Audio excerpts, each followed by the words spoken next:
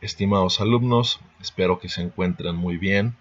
Vamos a tener en esta ocasión una sesión asíncrona para continuar las ideas que les estaba exponiendo la vez pasada, nuestra primera sesión,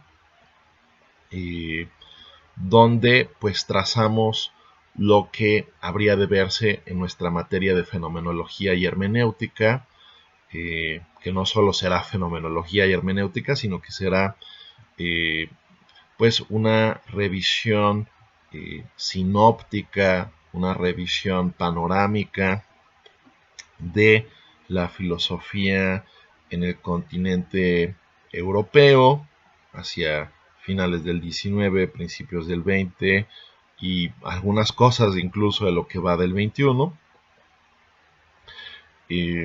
No solo hemos de abordar propiamente fenomenología y hermenéutica en un sentido muy estricto, sino que también hemos de ver otras cuestiones, como por ejemplo estructuralismo, postestructuralismo, algunas cosas de psicoanálisis que podrían ser relevantes justamente para la comprensión de ciertos autores. Y por supuesto también estaremos ahondando en la teoría crítica, ¿no? En la así llamada escuela de Frankfurt.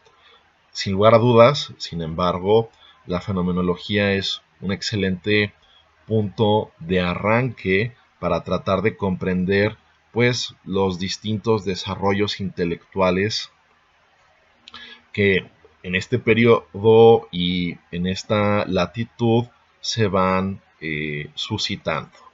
Bien, lo que nosotros habíamos expuesto la sesión pasada, retomando el hilo, es que después de la muerte de Hegel, pues se sobreviene una avalancha de reacciones que de alguna forma buscan oponerse pues a los supuestos excesos de este sistema, de este pensador, ¿no?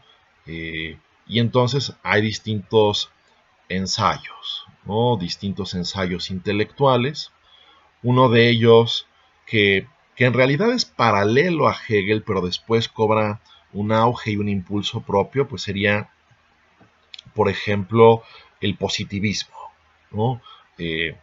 Por ejemplo, Comte y Hegel son prácticamente contemporáneos, entonces no se puede decir como tal que Comte haya planteado el positivismo como una respuesta a Hegel. Lo que es cierto, sin embargo, es que Comte en su momento pues ya estaba tomando distancia de los grandes sistemas metafísicos, especulativos, etcétera, y pues justamente los seguidores de Comte ulteriormente pues ante lo que fue el sistema hegeliano pues también reaccionan visceralmente, ¿no? Estas grandes construcciones metafísicas, especulativas, ¿no? Se ven cada vez más cuestionadas, se ven cada vez más inspeccionadas, se ven, se aprecian, se les pondera con un mayor escepticismo y bueno, pues desde el horizonte o desde el camino que se allanó con Comte, pues justamente lo que habría que pensar en último término es de alguna forma que la ciencia natural, las ciencias empíricas y a su vez la matemática, ¿no? Pues deberían ser únicamente el horizonte de pensamiento que resolviera pues todos nuestros problemas, ¿no? Y todo lo demás sería simple fantasía, imaginación, deseo, anhelo, pero no sería en sentido estricto conocimiento o saber. Es decir, entonces el rasero de lo que cuenta por saber se convierte, repito, las ciencias experimentales, ¿no? Eso es de alguna forma el itinerario que por una parte se abre, ¿no? Que por una parte se desarrolla y que va a seguir siendo muy pujante esto, eh, pues en varios pensadores en el siglo XX. Piénsese, por ejemplo, en el círculo de Viena, pero en general mucha de esa mentalidad permea incluso más allá de Carnap, Schlick, etcétera, ¿no? Entonces, esa mentalidad de que todo es susceptible a una descripción naturalista, ajustada a los modelos de las ciencias experimentales, eso es por una parte muy relevante. Por otra parte, estaba esa otra tradición que estábamos comentando un poco, que de alguna forma es una tradición que de alguna manera abreva de Aristóteles, ¿no? Hay como un renacimiento de Aristóteles a partir, pues justamente de la edición de sus obras, ¿no? Por parte de Becker, los estudios de Trendelenburg, que a su vez justamente muestran a un Aristóteles que podría estar en condiciones de responder, pues, a varias cuestiones que se habrían abierto, pues, en el horizonte de la filosofía moderna en general, y eso de alguna manera fue abrevado por Franz Brentano, ¿no? Una figura que estábamos comentando la sesión pasada, que justamente busca hacer una psicología rigurosa, ¿no? Eh, También justamente muy inspirado en modelos naturalistas, pero a su vez tiene una inspiración aristotélica, lo cual es algo muy curioso, es algo como muy particular, ¿no? Entonces tenemos como esa otra línea de pensamiento que es al final del día aquella de la cual se derivará lo que es el proyecto de Husserl, y también, pero esto lo mencionaremos en su momento con mayor detalle, con mayor precisión, pues va tomando auge un movimiento neocantiano, ¿no?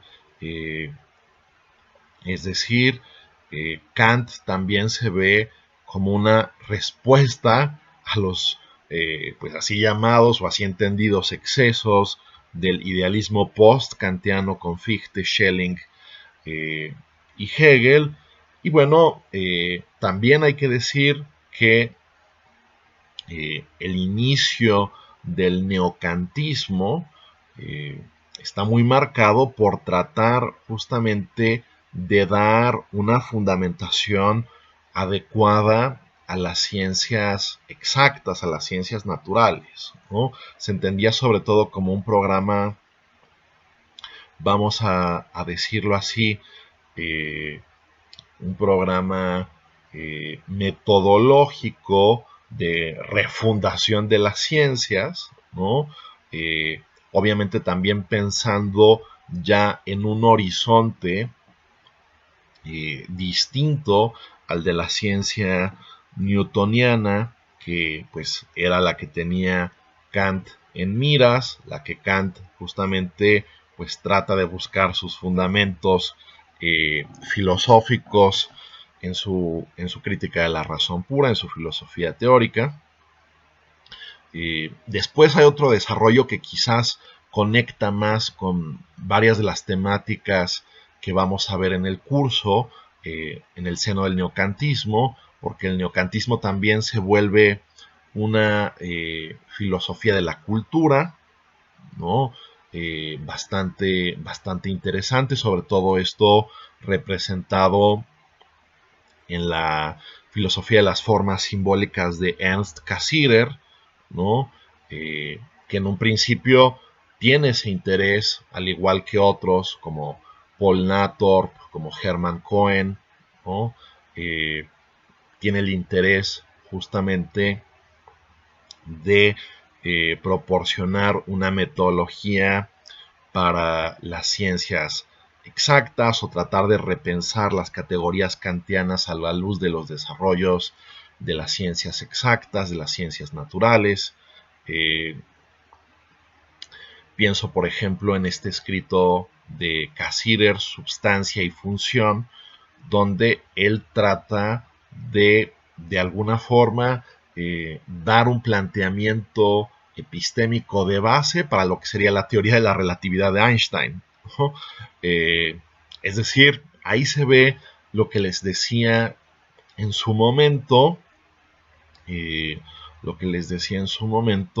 de que pues la interacción en la así llamada o mal llamada filosofía continental con las ciencias naturales, pues sí es efectiva, ¿no? Entonces ese divorcio que a veces se plantea para diferenciar tradiciones, ¿no? Ese divorcio entre la filosofía y ese diálogo con la ciencia natural, pues es completamente falso a mi entender, ¿no?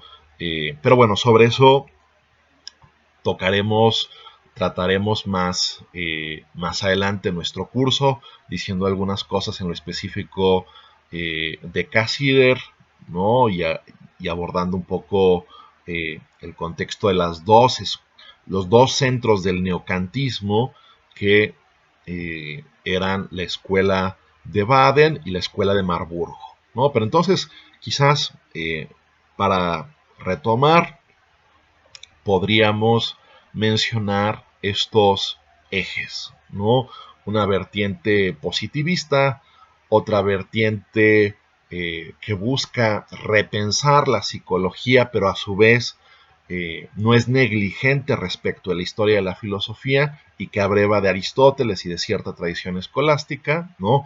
Y esto lo podríamos enmarcar, pues, en lo concreto con la figura de Franz Brentano, y por otra parte el neocantismo de figuras, repito, como Cohen, eh, Nathorp, Cassirer, bueno, antes de ellos Friedrich Lange, pero bueno, esos serían los tres eh, desarrollos que van marcando, sí, lo que sería los finales del siglo XIX, los principios del XX, ¿no?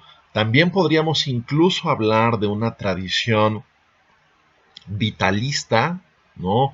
Eh, Muy inspirada, por ejemplo, en las filosofías de Kierkegaard, de Nietzsche, ¿no? Como podemos encontrar un poco en Henri Bergson, ¿no? O como podemos encontrarlo también desde una clave un poco más hermenéutica en Wilhelm Dilthey.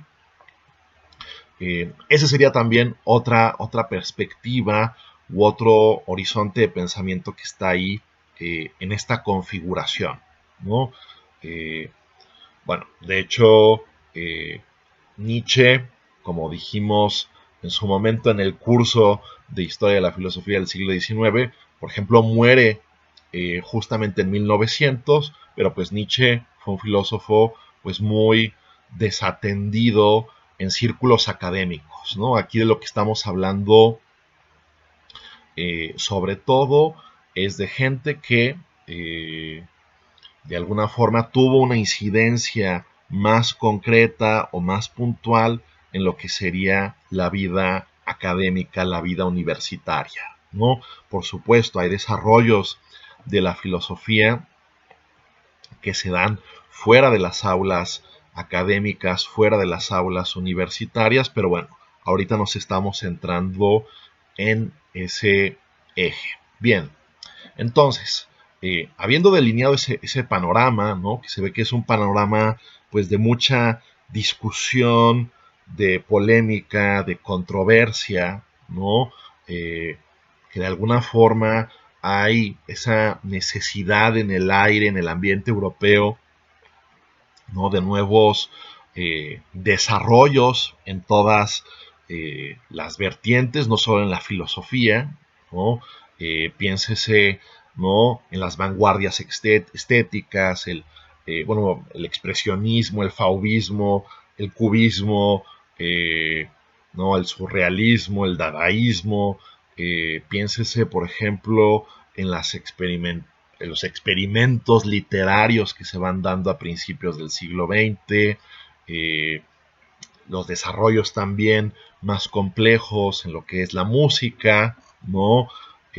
Stravinsky, Schoenberg, Mahler, ¿no? Gente que está repensando categorías fundamentales. La ciencia misma se reconfigura de una forma pues, muy importante a partir de estas figuras como Planck, Einstein, Bohr, Heisenberg, etcétera. Es decir, es un ambiente, vamos a decirlo en términos amplios, de discusión permanente, de revisión, ¿no?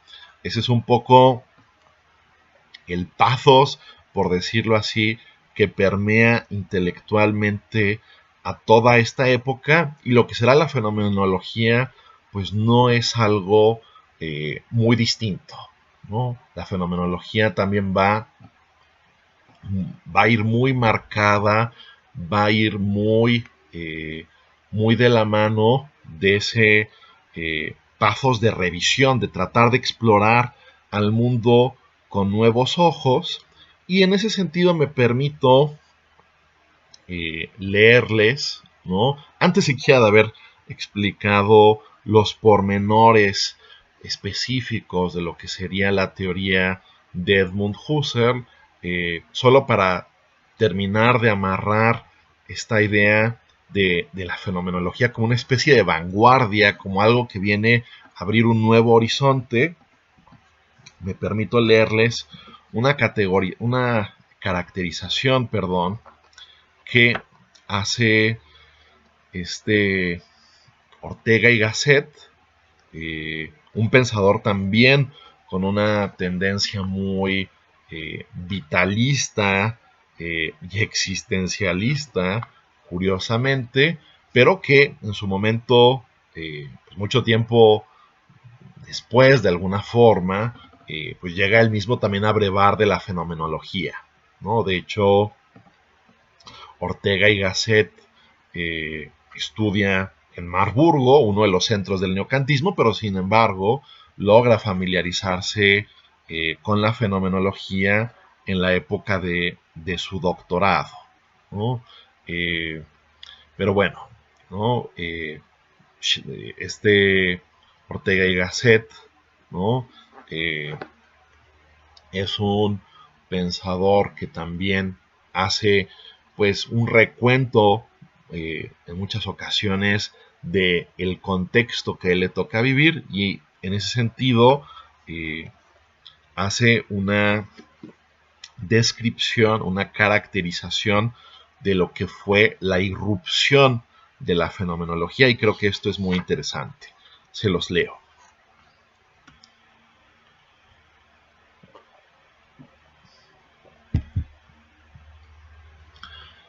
Hoy nos parece fabuloso, dice Ortega, que hace 30 años fuese menester pasar tantos apuros y empinarse de tal modo sobre la punta de los pies para entrever en utópica lejanía algo que vagamente mostrase ser y sentido.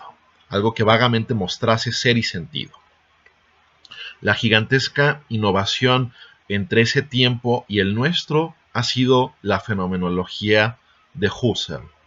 De pronto el mundo se cuajó y empezó a resumar sentido por todos los poros. Los poros son las cosas, todas las cosas, las lejanas y solemnes. Dios, los astros, los números, lo mismo que las humildes y más próximas, las caras de los prójimos, los trajes, los sentimientos triviales, el tintero que eleva su cotidiana monumentalidad delante del escritor. Cada una de estas cosas comenzó tranquila y resueltamente a ser lo que era, a tener un modo determinado e inalterable de ser y a comportarse, a poseer una esencia. El cambio, por lo súbito, se asemeja a lo que nos pasa cuando de bruces miramos al agua de la alberca. Primero vemos solo agua, que cuanto más limpia menos visible es, más vacía de contorno y figura. Pero de pronto, al variar mínimamente la acomodación ocular, vemos la alberca habitada por todo un paisaje. Algo parejo acontece en los grandes cambios históricos. A la postre, su causa radical es una simple variación del aparato mental del hombre que le hace recoger reflejos antes inadvertidos. El afán sempiterno de la filosofía, la aprehensión de las esencias, se lograba por fin en la fenomenología de la manera más sencilla. Bien, esto es parte de un escrito de Ortega y Gasset sobre Max Scheler, pero pues para caracterizar a Scheler en su momento, pues Ortega hace primero esta descripción de lo que fue la fenomenología, y en esto que les leí, Ortega destaca algo importante, ¿no? La fenomenología como un proyecto de aprehensión del sentido de las cosas, ¿no? El sentido, su significado, su conexión íntima, ¿no? Y eso es, de alguna forma, por decirlo muy ramplonamente, el feeling que primero creo que debe suscitar la fenomenología para entenderla, ¿no? Para tratar de comprenderla. A diferencia, ¿no? Del positivismo, de un naturalismo cientificista, ¿no? La fenomenología va a postular que los seres humanos tenemos una especie de acceso a la realidad que es irreductible a otros métodos, a otras explicaciones, a otras descripciones. Para ilustrar esto muy concretamente, ¿no? Uno podría, ¿no? Esto quizás sea un ejemplo muy, muy cursi, ¿no? Uno podría preguntarse qué es el amor, ¿no? Y desde una perspectiva cientificista, naturalista, uno podría quizás decir, bueno, pues el amor no es otra cosa más que tal segregación neuronal que se produce ante tales o cuales estímulos, el desencadenamiento de tales o cuales reacciones nerviosas que pueden a su vez ser medidas en una tomografía, en un scan cerebral, ¿no? Uno podría hacer una descripción o un análisis del amor enteramente en esos términos, ¿no? Enteramente en esos términos de, sí, de lo que las ciencias naturales, por su propia índole, por su propio approach, pues son capaces de brindar, ¿no? Sin embargo, aquí la pregunta de fondo cabe. ¿Con eso se agota realmente nuestra comprensión, nuestro entendimiento de lo que es el amor? ¿No? Y bueno, ahorita mencioné ese sentimiento o ese pathos, ¿no? Pero podría ser la melancolía, la animadversión, el odio, la benevolencia, lo que fuera, ¿no? O incluso algo, pues muy sencillo, ¿no? Este vaso, ¿no? Pues de alguna forma la, la ciencia natural pues puede pesarlo, puede analizarlo geométricamente, puede estudiar incluso su estructura molecular, qué sé yo, ¿no? O sea, esa clase de eh, aproximaciones son viables, son las que estas ciencias permiten, pero algo tan simple como mi vivencia de su textura, ¿no? De cómo se siente en mi mano, ¿no? De poder yo ver algo a través del mismo y cómo la realidad cambia bajo ese prisma. Eh, pues algo así de simple, algo así de rudimentario, ¿no? Pues no es propiamente expresable en los términos o en las categorías que maneja la ciencia natural, ¿no? Por sus propias acotaciones metodológicas, pues la ciencia empírica, experimental, se reduce a lo matematizable y a lo verificable, ¿no? Pero a lo mensurable, podríamos decirlo así, pero toda esa dimensión cualitativa, no una dimensión cuantitativa de la realidad, pues se le escapa por completo, ¿no? Entonces, pues de alguna forma, Husserl va a partir de esa problemática, ¿no? Habrá pensadores, eh, ¿no? Que consideren que la explicación que se puede dar de las cosas se reduce enteramente a lo, repito, matematizable, mensurable, cuantitativo, y habrá otra apuesta que será, por ejemplo, la apuesta de Husserl y de varios de sus seguidores, que será, no, eso no es así, ¿no? Hay una dimensión de sentido, de significado, en nuestra interacción con el mundo que es irreductible a esa clase de aproximación. Bien, con eso en mente, recapitulo nuevamente un poco algo que había dicho hacia el final de nuestra última sesión, ¿no?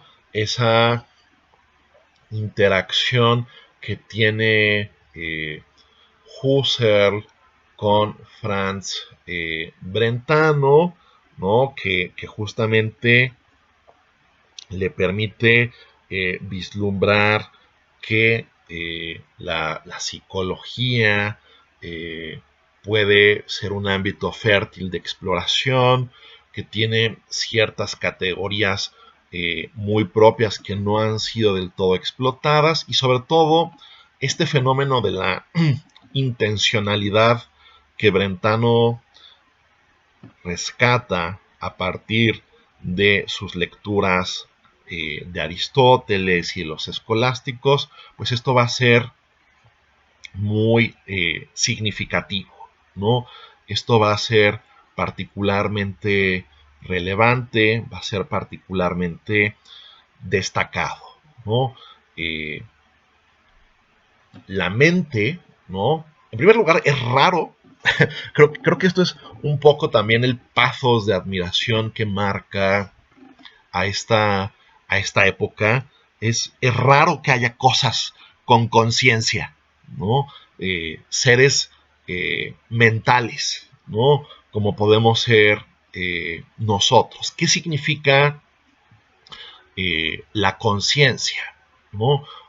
¿Por qué justo yo tengo un determinado acceso al mundo que este vaso no tiene, ¿no? O sea, el vaso parece estar clausurado, encapsulado sobre lo que él mismo es. Sin embargo, eh, nosotros, los seres humanos, ¿no? También, pues, el mundo animal, ¿no? Sobre todo en algunas especies muy destacadas, aunque obviamente estos pensadores se están centrando sobre todo en lo humano. pues van a maravillarse con el hecho de que estamos conscientes, ¿no? De algo tan básico de por qué nosotros podemos figurarnos, representarnos, eh, simbolizar al mundo a partir pues de distintas representaciones, imágenes mentales, etcétera, ¿no?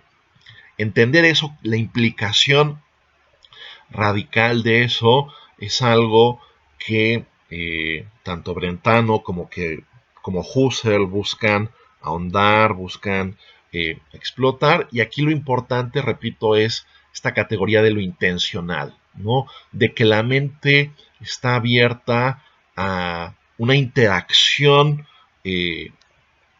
natural con el mundo, ¿no? Tiene una correlación significativa con el mundo, y eso es algo que va a marcar profundamente a Husserl en sus investigaciones, en sus intereses, que en un principio estaban de alguna forma orientados principalmente hacia la matemática. Yo les había dicho que Husserl de formación eh, es matemático, ¿no? De hecho, él justamente se doctora en matemáticas, y algunos de sus sinodales, yo les mencioné a Cantor, uno de los matemáticos más destacados del siglo XX, como uno de sus sinodales, pero también tuvo a Hilbert, ¿no? O sea, realmente Husserl tenía conocimiento matemático, ¿no? Entonces lo que a él le interesaba, ¿no? Y eso es como un interés que va a compartir pues con quien es una figura referente en los inicios de la filosofía analítica. eh, es un interés, eh, ¿no? El pensar las matemáticas filosóficamente, que va a compartir con Frege, ¿no? Eh, con Gottlob Frege. eh, Entonces, Husserl tiene justo un interés por pensar, bueno, qué es el número, qué es la pluralidad, ¿no? En virtud de qué, ¿no? Se dan las operaciones, se da la necesidad matemática, ¿no? Eh, y ahí pues hay todo un debate, ¿no? En su momento, acerca justamente de esa fundamentación de las matemáticas, ¿no? Había una vertiente que es la vertiente a la cual va a atender primero Husserl, eh, una forma de lo que se llamó el psicologismo, ¿no?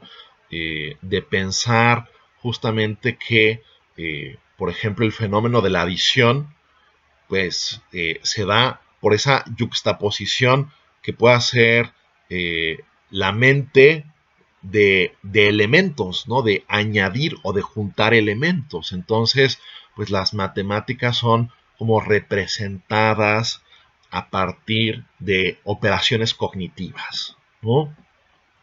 El problema de ello un tanto va a ser, eh, ¿no? Tratar de especificar o tratar de deslindarse, que al final del día no se va a poder hacer esto, pero tratar de deslindarse de la implicación de esto, de que parece que las matemáticas son únicamente algo propio de la psicología humana y que no son algo eh, verdaderamente real, ¿no? Husserl, en uno de sus primeros escritos sobre el concepto de número, ¿no? Va a ir por esa dirección, pero ese escrito en su momento pues es criticado en una reseña por Frege, ¿no? Entonces Husserl, eh, ante las críticas, ante la reseña y después ulterior correspondencia que sostiene con Frege, pues decide ir modificando su postura, ¿no? No entraré ahorita eh, a ese debate sobre la fundamentación de las matemáticas en ese en ese entonces, ¿no? Un poco de ello también lo verán en su materia de filosofía analítica y pragmatismo, pero bueno, ¿no? Tanto Frege como después Russell y Whitehead, pues van a tratar de fundamentar, por ejemplo, las matemáticas en la lógica, ¿no? Y a su vez va a haber otros intentos que al final del día acaban sí, por considerar a las matemáticas desde una forma platónica, ¿no? O sea, como si la existencia de los números, ¿no? Eh, pues, pues fuese una existencia real, ¿no? Y se pudiera predicar del número que tiene una existencia real y no solo imaginaria o psicológica. Pero eso obliga luego a ciertos problemas ontológicos bueno, ¿cuál es la realidad? ¿No? ¿Cuál es la ontología del número? En fin, no quiero entrar en esos detalles particulares, quiero más bien bosquejar justo el hecho de que pues Husserl se ve cada vez más inclinado o motivado a dilucidar lo que es pues propio de la lógica y lo que es propio de la psicología, a su vez a ir retomando justamente mucho de su bagaje de brentano, ¿no? Entonces, pues la primer gran magna obra de Husserl en realidad son las investigaciones lógicas, ¿no? de 1900, donde Husserl sigue con el proyecto eh, sigue con el proyecto justo también como de refundar o repensar lo que sería la psicología, ¿no? Al principio podríamos decir prácticamente que lo que fue la fenomenología, ¿no? La fenomenología de Husserl, pues fue un intento de repensar sí, de establecer específicamente qué era la psicología desde una base rigurosa. Ya después esto va teniendo un cariz mucho más específico de pensar a la fenomenología como una filosofía, como una filosofía primera, ¿no? Como una prote-filosofía, en el sentido no no tanto como el que estamos familiarizados al oír esta expresión con Aristóteles, ¿no? Como ontología, sino como el primer acceso que tenemos hacia el mundo, hacia la realidad, hacia las cosas, ¿no? Husserl va a usar reiteradamente a lo largo de su trayectoria intelectual, que por cierto no mencioné sus fechas, ¿no? De nacimiento, de muerte, algunos aspectos biográficos. Husserl nace en 1859, ¿no? Realiza su educación en Austria, después en la Universidad de Halle, ¿no? Y después, al final del día, obtiene un puesto de profesor en la Universidad de Friburgo, ¿no? Que Friburgo va a ser uno de los centros neurálgicos de todo lo que es eh, la fenomenología. Eh, bien, solo quería destacar y mencionar eso por lo siguiente. Ya si uno hace una exégesis o un análisis mucho más puntual de lo que sería pues el itinerario del pensamiento de Husserl, pues uno lo tiene que ir dividiendo como por periodos, ¿no? Uno tiene que ir justamente estableciendo que pues primero está como ese intento de pensar la fenomenología como una psicología rigurosa, después pensar la fenomenología, que eso también como que está ahí mismo en las propias investigaciones lógicas, ¿no? O sea, como que coincide esa interpretación o esa autocomprensión de la fenomenología con la de considerarla como una ciencia eidética, una ciencia de las esencias. Eso lo explicaré ahora un poco más adelante. Y después Husserl va a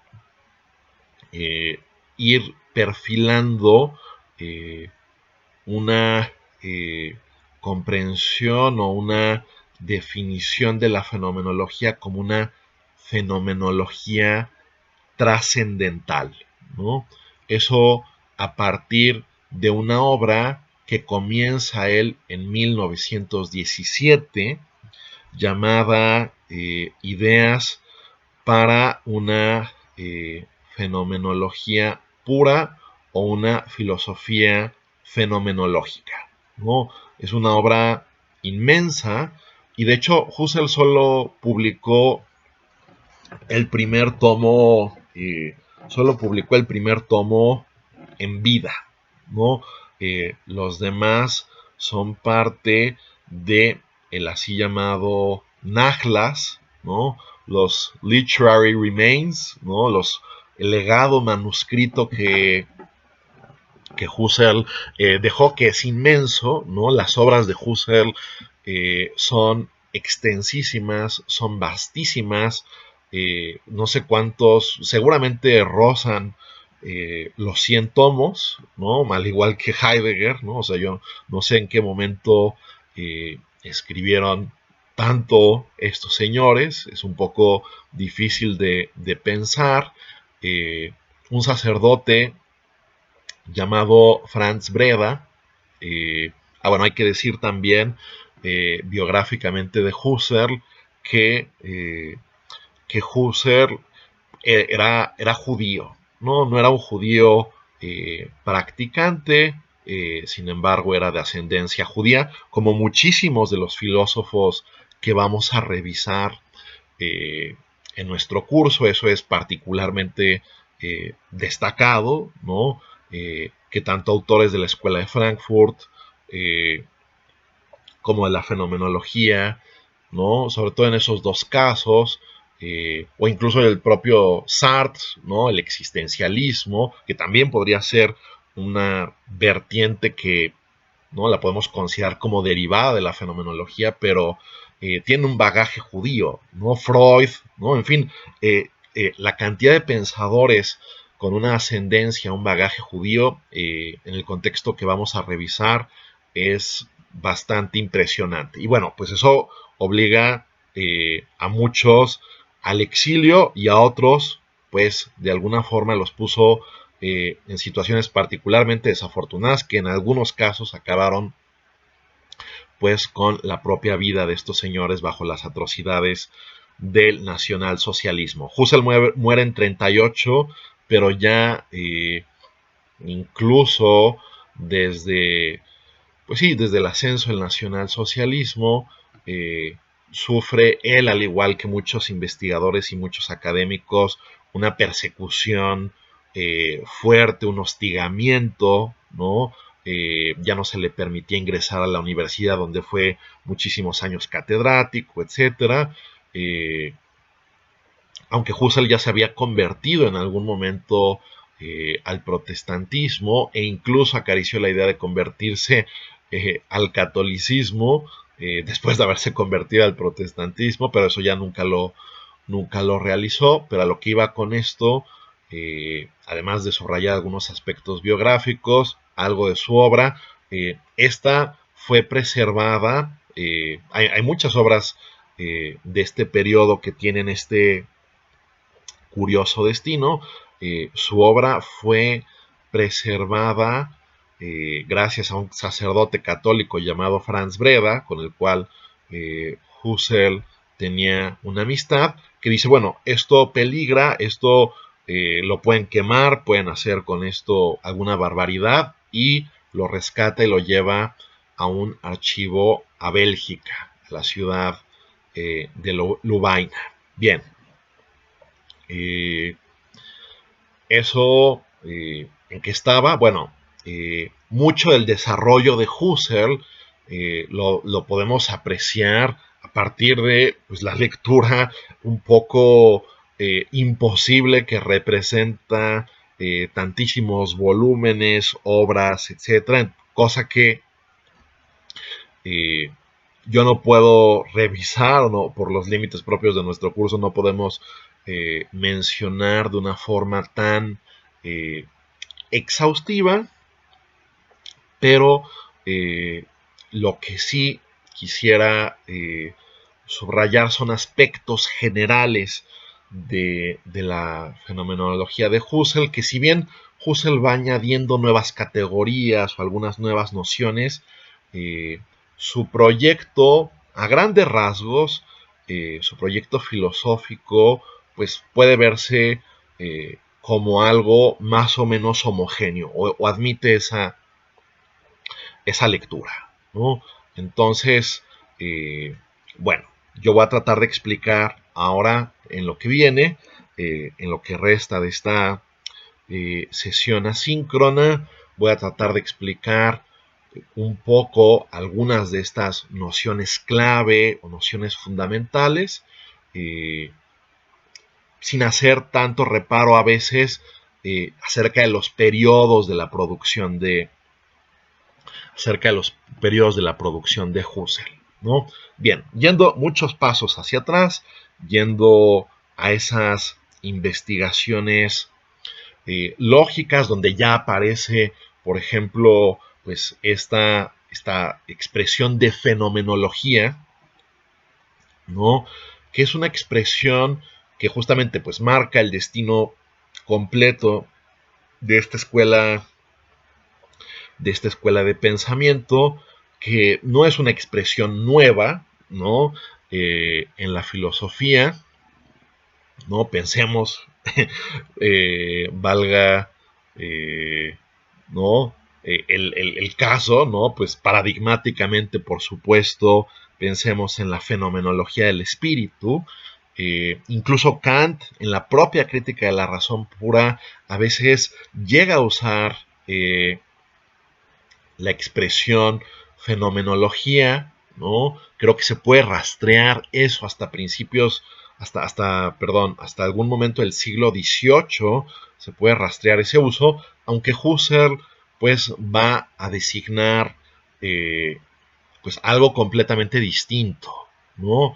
Y sobre todo quizás el contraste aquí eh, valga más la pena con Kant que con Hegel. Aunque bueno, en relación con Hegel, pues claro, se puede decir que el proyecto de Husserl pues no es un proyecto especulativo, no metafísico, como sí lo puede ser el proyecto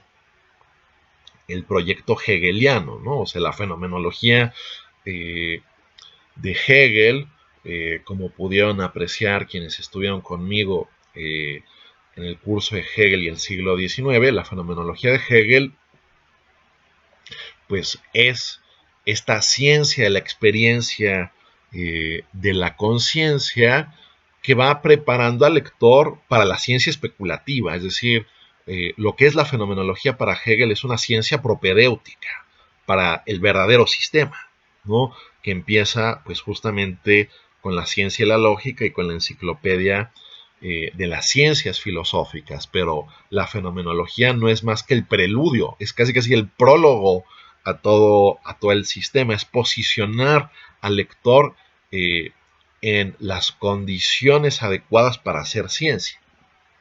Bueno, eso no va a ser de ninguna forma la comprensión que le dé Husserl a la fenomenología.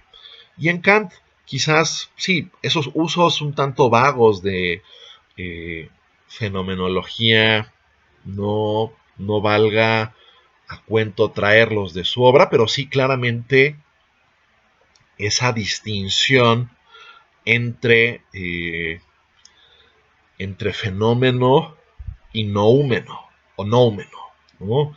La distinción entre fenómeno y noumeno, que marca, por decirlo así, la ontología kantiana, ¿no? La epistemología y la ontología kantiana, de ese ámbito de lo que nos es accesible y ese compartimento oculto, por ejemplo, de las cosas, al cual pues nunca tendríamos propiamente acceso, dado que pues nos aproximamos a la realidad principal y fundamentalmente, o mejor dicho, exclusivamente pues a partir de nuestras eh, intuiciones espaciotemporales y nuestras categorías del entendimiento, ¿no? Y fuera de ellos, qué sean las cosas, pues no lo podemos decir o no lo podemos especificar. Bueno, esa comprensión del fenómeno como algo que simplemente me muestra, pues ahora sí,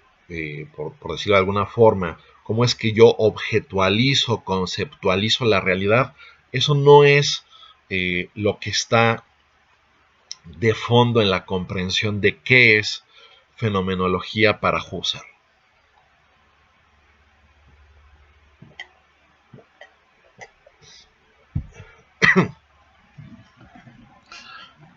Bien,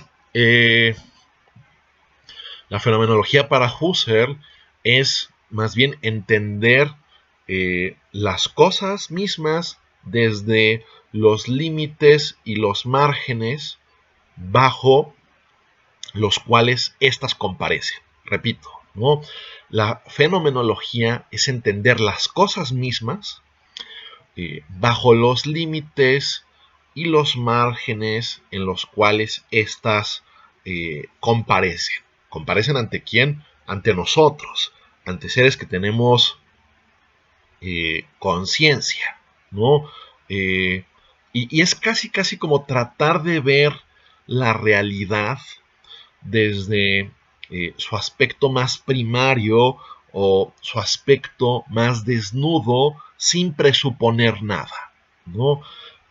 Lo que Husserl va a ir diciendo en términos amplios es que la filosofía se empezó a convertir en algo desde lo cual uno pues pensaba las cosas desde autores, ¿no? O sea, si yo pienso de nueva cuenta el vaso, bueno, pues hay que pensar, hay que retomar Aristóteles, substancia, accidentes, ¿no? O pienso esto desde el horizonte kantiano, ¿no? O del que fuera, ¿no? Los filósofos se convirtieron en poco filósofos, ¿no? Se convirtieron en, eh, en pensadores que replicaban solo a otros pensadores a partir de interpretaciones, de exégesis previas, de lecturas previas, de una tradición previa, etc. Y Husserl decía, hasta aquí con eso, ¿no? Más bien, desarrollemos una filosofía que nos conecte con lo que él tardíamente, pero esto ya está latiendo desde siempre en su filosofía, con una categoría muy importante que él denomina el Lebenswelt, ¿no? El mundo de la vida, ¿no? El mundo en el cual interactuamos cotidianamente, ¿no? En el cual nos movemos, cómo agarramos, manipulamos, tocamos objetos, los apreciamos, nos distanciamos, nos aproximamos, etcétera. Ese mundo, ese acceso directo al mismo, dejando de lado presuposiciones, prejuicios, preconcepciones, etcétera. Eso es el esfuerzo que él va a poner de relieve, ¿no? Ese esfuerzo es lo que él va a poner de relieve y por ello él va a decir que el lema característico de toda la fenomenología puede ser intitulado Zudensachen selbst, ¿no? Hacia las cosas mismas.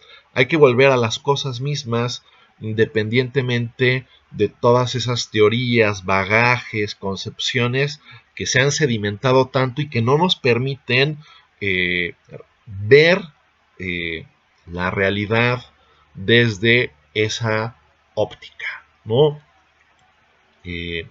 Husserl, por ese interés en la mente, en la conciencia humana, de sus actos, sus vinculaciones, ¿no? Pues lo que él va a tratar justamente de entender es cómo todas esas funciones y operaciones median en nuestra interacción con la realidad, independientemente de definir o de estipular desde un primer comienzo, por ejemplo, si hay que tener un approach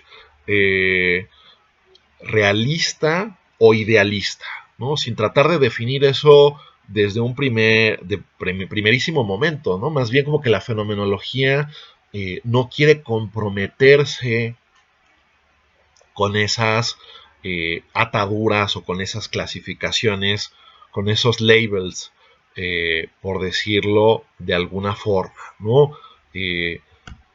Cómo se me muestra este vaso a mi conciencia y cómo lo conceptualizo y entiendo lo que es, ¿no?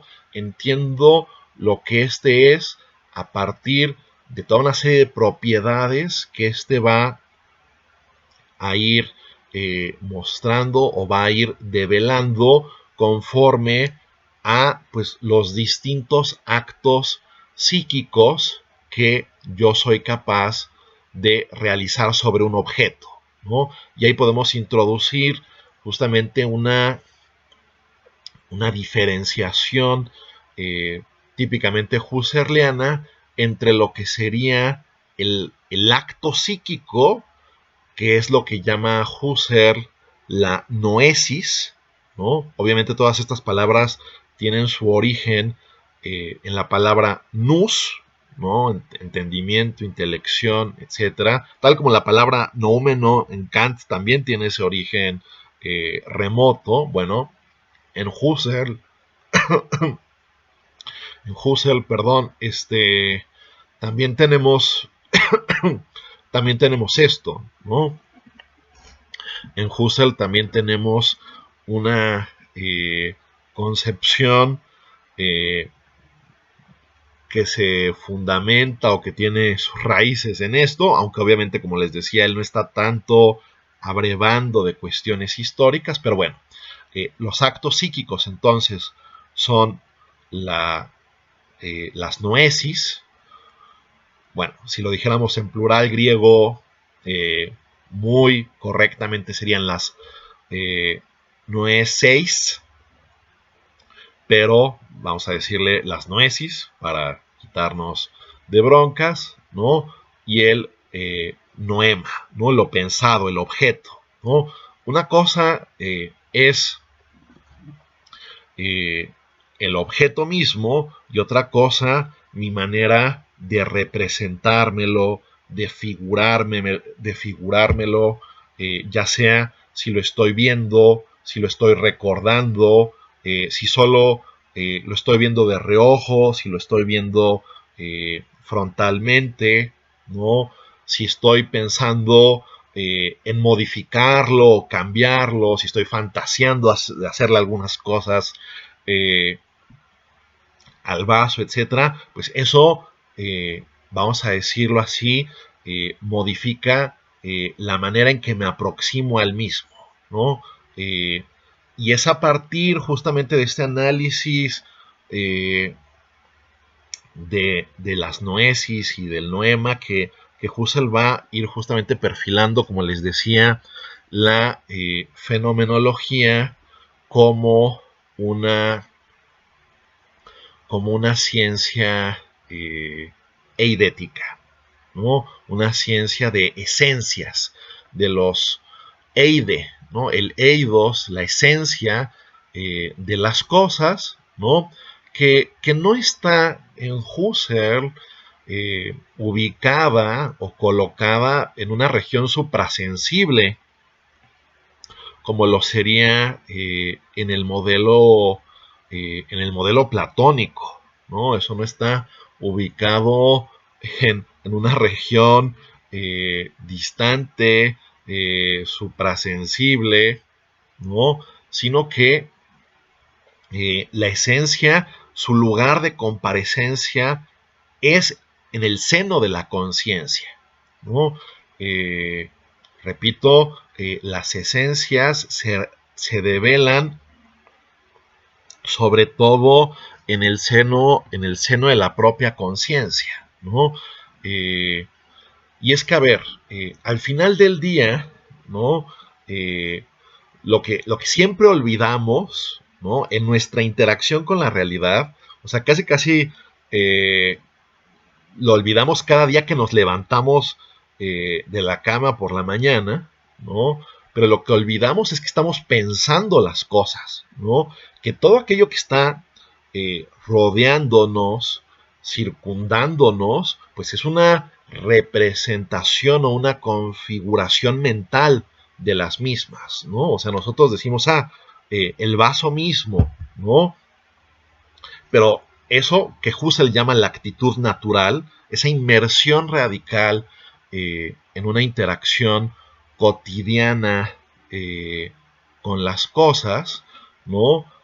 Se puede suspender, ¿no? Y decir, momento, esto, eh, estoy viendo el vaso, pero te estás percatando de que estás viendo el vaso, te estás percatando de que estás figurando el vaso, ese romper y decir, a ver, no son simplemente las cosas tal como están allá afuera, ¿no? Sino son las cosas como me las estoy representando, como me las estoy figurando, como las estoy entendiendo, representa dar un paso atrás, ¿no? O sea, nosotros estamos pensando de suyo algo, pero de repente podemos tener como un recordatorio.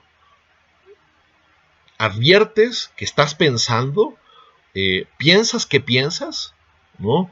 Puedes volver así sobre tu propio pensamiento y ver que esto que te rodea es algo así como algo que pues tú también estás coadyuvando a generar, a crear, a posicionar en tu entorno. Bueno, esto es fundamental en Husserl, ¿no?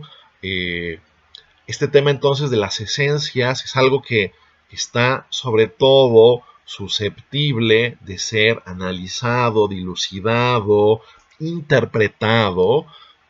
Una de nuestras categorías que dijimos va a ser centrales a lo largo de nuestro curso. Eh, Esto está en el seno de la conciencia, no se postula como algo que haya que buscar, repito, en el topos uranos platónico, sino que es ahí el escenario, ¿no? Es el teatro donde hay que ir a ver qué son las esencias, ¿no? Husserl tiene o va desarrollando en este escrito de las investigaciones lógicas de 1900 un método para ir discerniendo qué son las esencias. Esto lo llama el método de la variación eidética, que simplemente consiste en mentalmente ir descomponiendo los objetos para ver en qué medida, si uno los manipula, les cambia cosas, propiedades, etcétera, pues estos dejan de ser lo que son, ¿no? Es a partir como del método de la variación eidética donde nos damos cuenta en un sentido pues más específico de qué es lo esencial de algo y qué es lo accidental o simplemente pues no arbitrario, pero no definitorio de lo que serían las cosas. Ahora, también aquí vale la pena decir esto, ¿no? Esto se puede aplicar entonces como a lo que sea que de alguna forma marque nuestra experiencia, nuestra interacción con el mundo.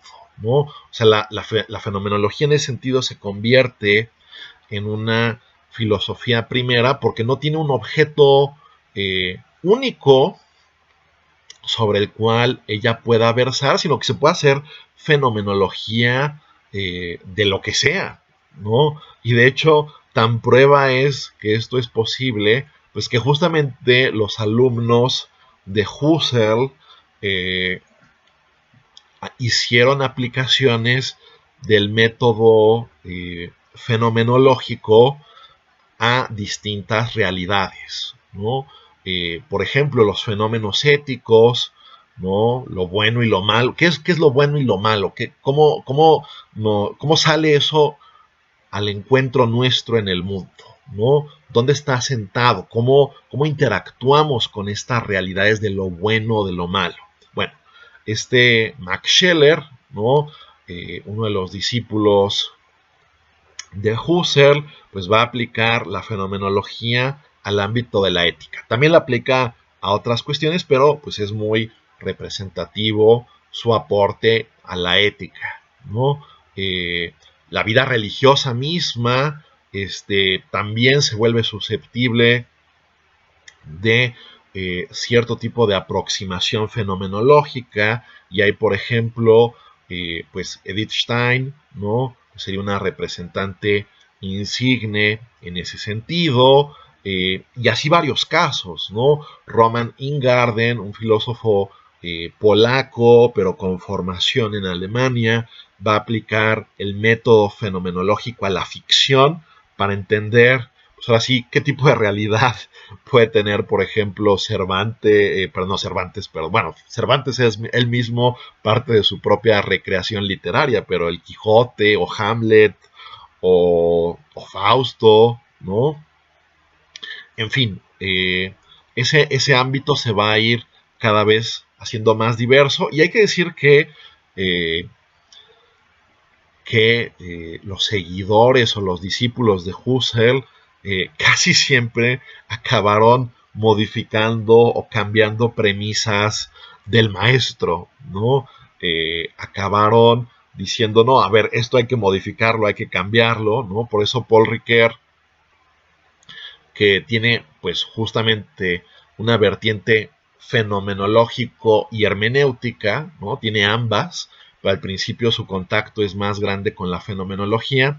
Él dice algo muy curioso que me parece muy cierto a su vez, y es que la fenomenología puede entenderse como lo que Husserl dijo eh, y lo que, vamos a decirlo así, y todas las herejías que advinieron después con base en ello, ¿no? Lo que Husserl pensó, lo que Husserl postuló y todas las herejías que de ellos se desprendieron. Bueno, esa es un poco la escuela fenomenológica.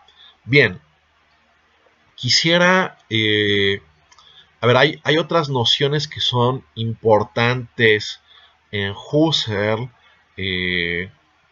pero esas me gustaría que las revisáramos en nuestra próxima sesión, que será una sesión síncrona, ¿no? Sobre todo este tema de las famosas reducciones, ¿no? La reducción fenomenológica, la reducción eidética, la reducción trascendental. ¿Qué es eso? Bueno, eso quisiera que lo exploráramos la próxima sesión, que lo estudiáramos, lo discutiéramos, lo presentáramos la próxima sesión. Aquello con lo que quiero concluir esta sesión es lo siguiente.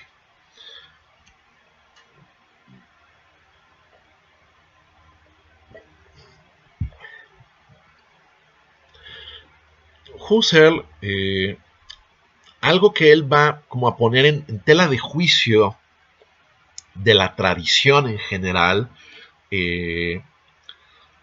ya desde las investigaciones lógicas, es esta comprensión de la verdad como algo que solo tiene su asiento en el juicio, ¿no? En el acto de enjuiciar la realidad en el acto predicativo, ¿no? Sino que para Husserl la comparecencia de los fenómenos, la comparecencia de las cosas, ¿no? En términos generales, ya implica un grado de verdad, ¿no? Eso ya tiene de suyo algo que se manifiesta en términos de algo o en cuanto algo, ¿no? Para ya no estar sacando el vaso a cada momento, esto comparece en cuanto pluma. Ya ante mí, obviamente ya teniendo yo una familiaridad con el mundo, veo esto, ¿no? Bueno, es una pluma un poco grande, pero ya comparece ante mí como una pluma. Las cosas comparecen en cuanto algo ya desde siempre.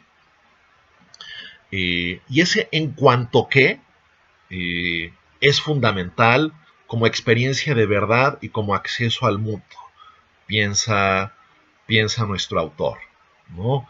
Eh, es decir, a esto Husserl lo va a llamar una intuición categorial, ¿no? De comprender algo como vaso, en cuanto vaso, o el comprender algo en cuanto que está arriba y algo en cuanto que está abajo, ¿no? Dependiendo obviamente de nuestro horizonte de expectativas, obviamente dependiendo de nuestro horizonte, de nuestro bagaje, etcétera. Pero las cosas ya de suyo comparecen de alguna forma, ¿no? En cuanto a algo. Y de ahí se ve, por ejemplo, pues ya una polémica que Husserl abre frente, por ejemplo, a el empirismo y frente a Kant, ¿no? ¿Por qué frente al empirismo? Porque, bueno, Husserl piensa que autores, ¿no? Como Locke, como Hume, etcétera, tienen como una concepción muy atómica de lo que es la experiencia, ¿no? De lo que Husserl llama Erfahrung, ¿no? O de lo que más adelante también llamará una vivencia, una Erlebnis, ¿no? Es decir, desde la perspectiva, por ejemplo, un poco de Locke y de Hume, pues tenemos una cualidad sensible, la dureza, tenemos el peso, tenemos el color, etcétera, y como que se va construyendo el objeto a partir de estas como propiedades atómicas, y la realidad es que eso no pasa, ¿no? Es lo que piensa Husserl, o sea, ese es como un análisis teórico derivado, una reflexión especulativa derivada, que puede estar perfectamente validada y puede cumplir fines muy específicos que no pueden ponerse quizás en tela de juicio, ¿no? Pero de eso no se sigue que esa sea nuestra inserción vital con el mundo, ¿no? Nosotros ya tenemos ciertos horizontes de anticipaciones, ¿no? Incluso Husserl a veces utiliza esta expresión griega, ¿no? De una prolepsis, ¿no? O sea, de cuando, una anticipación de cuando abro una puerta, pues me imagino que no voy a caer a un vacío, no voy a caer a la nada, sino que habrá un cuarto detrás de esa puerta, que habrá algún mobiliario, qué sé yo, ¿no? Que habrá algunos objetos. Y bueno, entonces la experiencia no está segmentada, no está seccionada de esa manera, ¿no? Y bueno, la polémica con Kant quizás vendría por el lado siguiente, ¿no? O sea, Kant establece sus categorías a partir pues del ámbito del juicio, precisamente, ¿no? Las 12 categorías de la tabla kantiana, ¿no? Las 12 categorías del entendimiento, pues están fundamentadas a partir de actos judicativos o actos predicativos. Sin embargo, en Husserl esto no es así. O sea, hay categorías básicas de nuestra interacción con el mundo, como les decía, el arriba y el abajo, ¿no? Ver algo en tanto que está arriba y otra cosa en tanto que está abajo, obviamente respecto de otro objeto. Pero a lo que voy un poco con esto es a lo siguiente, ¿no? O sea, no solo hay 12 categorías como Kant nos habría sugerido, sino que el horizonte categorial se hace muchísimo más amplio, en tanto que ya no, vamos a decirlo así, atribuimos el lugar de la verdad de las cosas únicamente en el ámbito del juicio. Que Husserl no es que niegue que haya verdad en el juicio, que pueda haber verdad en el juicio, sino que hay otros ámbitos de comparecencia donde la verdad también puede resaltar, ¿no? Esto también va a ser sumamente decisivo para Heidegger, ¿no? Que Heidegger sí va a querer hacer un rastreo histórico de esta noción hacia la filosofía griega, porque él piensa que los griegos sí ya vislumbraban esto, y bueno, Husserl, por sus pocos, o su desdén sistemático hacia la historia de la filosofía no lo advirtió. Bueno, Heidegger como que va a decir esto de Husserl lo podemos relacionar con estas otras cosas, pero bueno, hablando exclusivamente de Husserl, esto sería así. Con lo cual se puede ver también por qué se puede caracterizar en términos generales también a la fenomenología como una, vamos a decirlo así, como una ciencia preteorética. Así también la va a definir Husserl recurrentemente, ¿no? Bueno, el ámbito justamente de la teoría es el ámbito de la especulación, de la construcción conceptual, del ámbito judicativo duro, fuerte. Y Husserl es más como que no, dejemos que la realidad sobre tal o cual cosa hable de una forma mucho más libre, espontánea, natural, por decirlo de algún modo. Bien, sobre estas ideas volveré en nuestra próxima sesión y a su vez, repito, explicaré otras nociones importantes de lo que Husserl pondría sobre la mesa en su discusión. Bueno, estamos en comunicación. Saludos, que estén muy bien.